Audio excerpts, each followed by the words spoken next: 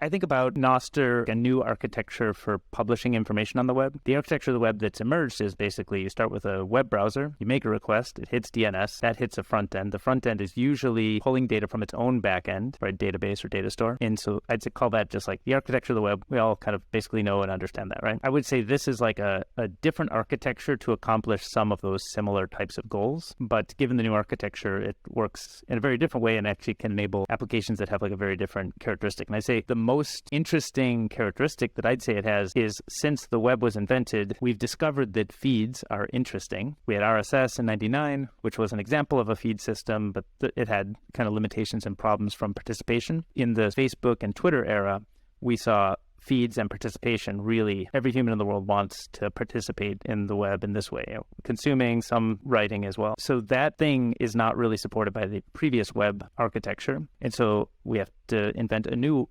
architecture to be able to handle publishing in this new way. And so the general way I'd describe Nostr is it's a very simple protocol for publishing content, these messages, to relays. And relays are data stores, so they don't generate front ends, but they actually will give messages to whoever asks for them, and they'll store messages for whoever asks them to. They are voluntary, so anybody who wants can run one. You don't have to sign up. You don't need an API. You don't need somebody to bless you. You just run one and start telling people that you're available. And so the data store it's kind of a dumb data store, and it is responsive to requests, and that's separate from clients. So people build clients today. And so like Damus is one of the ones that I've been using a lot. It's an iOS client that connects to as many relays as you want. So I have mine configured, I think, to connect to about 10 relays right now. And so when I'm using Damus, it's asking all of those relays for information about things that I might want. That's what I'd call the basics of the new architecture, is you've really separated the data stores from the client. And so users can choose any client they want and not be dependent on a given data store. Whereas in the old web, or the web request couples the UI to the data store. That sort of architectural piece that's interesting, but like, what does this enable? What does it mean?